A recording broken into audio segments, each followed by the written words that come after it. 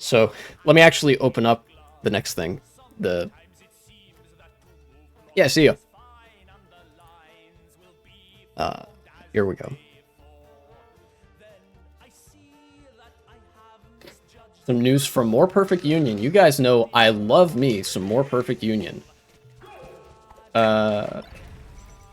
This relates to infrastructure. More Perfect Union is one of my favorite, probably, outlets that actually covers things that are relevant to workers' interests in the United States. You know, since all media is privately owned in America, it's you get mostly coverage of stuff that business owners want to see covered. That if it bleeds, it leads dictates. You know, but it's possible to make a content stream work for stuff that isn't necessarily profitable to giant business interests. So, you know, you get some coverage of workers' stuff from More Perfect Union, which is great. But here we go. Construction just began on a 200 mile per hour, which would be... I don't know what that is in kilometers per hour, but it's pretty damn fast. It'd be like... what, 360 kilometers per hour or something? Rail line between the city of Las Vegas and Los Angeles. So that's like across the mountains. Las Vegas is in Nevada, and then Los Angeles is on the west coast. This would be the first high-speed rail project in the entire country. America does not have high-speed rail. I'm not even joking. All the rail that we have is low speed.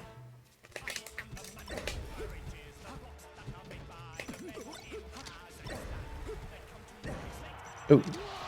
It's being built by 11,000 union workers, which is incredibly cool. Jessica Burbank, this is a person that works with More Perfect Union, I guess, visited what will soon be America's first true high-speed rail. They have a video, which I will not be watching because there's only one video I wanted to watch today. It is also from More Perfect Union, but it's not on this subject. So I'll instead talk a little bit about the implications of this. America, despite being a wealthy country with certain modern, nice cities, is not fully modernized. You know, despite being one of the first places where transnational rail lines were constructed and widely implemented during the Civil War, we have massively fallen behind since then. There are, like I said, there are no existing projects of high-speed rail. Legitimately, countries like Morocco have more high-speed rail than the United States does. And Morocco is, you know, by all metrics, Morocco is in the global south. You know, it's not a very wealthy country. Ooh. So why is that? And there's probably a lot of people, I know there's a lot of people in Europe that hear, like, America doesn't have high-speed rail, nor do we have a particularly coherent network of rail. And they think either one of two things. What? That's so weird. Why? Or, like, oh, that makes sense, America's too big. Actually, that's not the reason. The reason is not the most oft-thought because America's too big. Because we have highways, massive road networks that span the whole country. That's absolutely 0% of the reason why America doesn't have high-speed rail projects. The reason is because of the automotive lobby.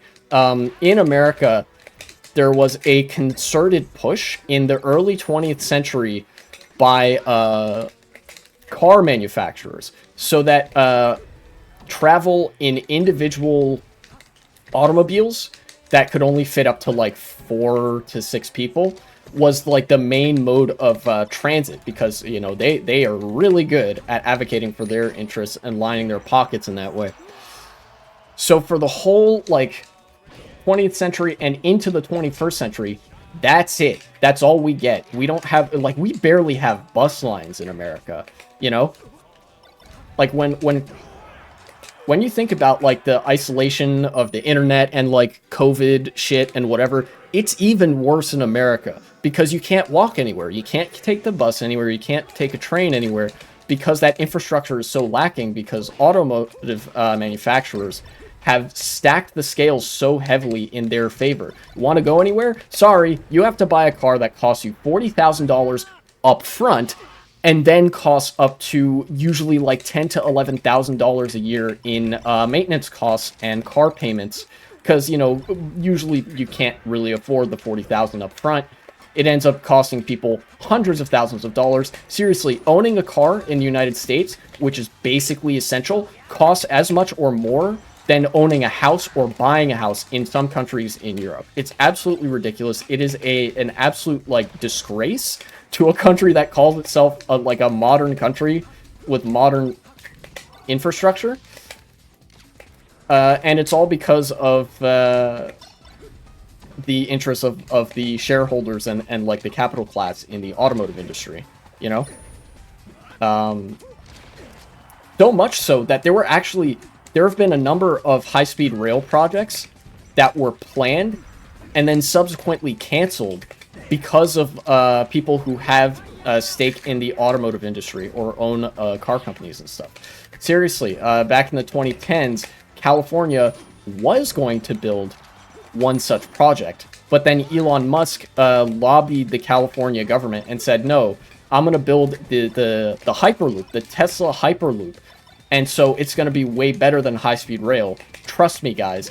You know, did a lot of lobbying and discussing and consulting with government officials, and they decided to cancel the project, and guess what? The Hyperloop never happened. All we got was the dumbass gamer tunnel.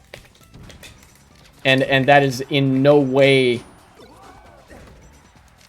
like, in no way is that a suitable alternative for high-speed rail, like, in any form, you know? So it's actually super nice that this is happening now, because, you know, Las Vegas and Los Angeles are two pretty big cities out west, but they're really far apart. Having this kind of rail project would make urban development in that area so much easier. And I think it would be a great proof of concept for all the American urban planners and policymakers to basically start pushing for these projects, these high-speed rail projects, in other parts of the country.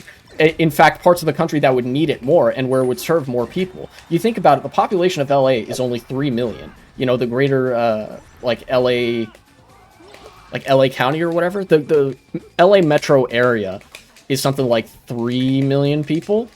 Or maybe I have that the other way around, where it's the city itself that's 3 million, and then the metro area is way more. And then Vegas, I can't see Vegas being much larger than 1 million, if that. It's still a decently big city by American standards. But, like, we're talking about at most 5 million people here, which still a large number.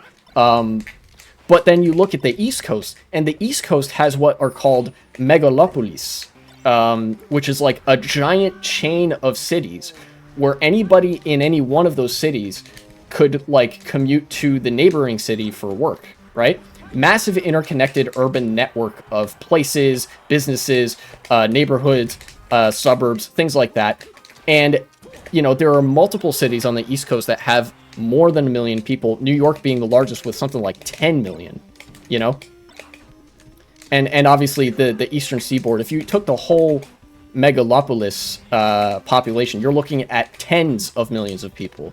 And so, and those cities are a lot closer together than LA and Vegas are. So I think there's so much opportunity for the for this high-speed rail project to be the beginning of, like, a transformation for American infrastructure, so that people can actually go places, you know?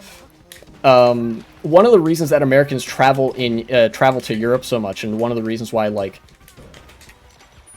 travel from country to country in Europe is so often, where even sometimes travel from state to state in America isn't that common, is because it's just not that easy to travel in America. You need, you know, to take your car. Oh, he's getting me here.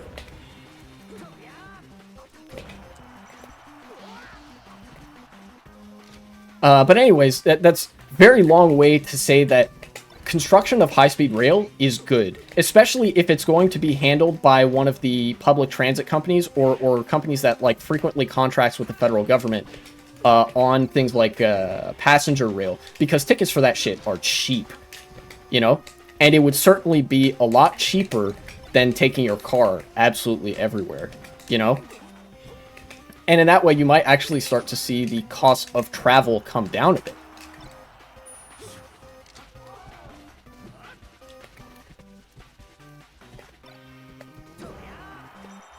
Just let it rip.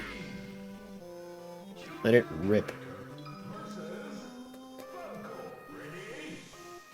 And I've ridden on high-speed rail before. It's a lot of fun. It's quite a nice ride, contrary to being on a ride in a car. You know, traveling on a highway is very nerve-wracking. Like this is something I've started to notice a lot more recently as I've become more and more cognizant of the way other people are behaving around me, and like more aware of like, you know, that sort of stuff. Every time I get on a highway, like, you know, I don't drive, so it's never even when I'm driving. I get so nervous because there's so much room for other people to fuck up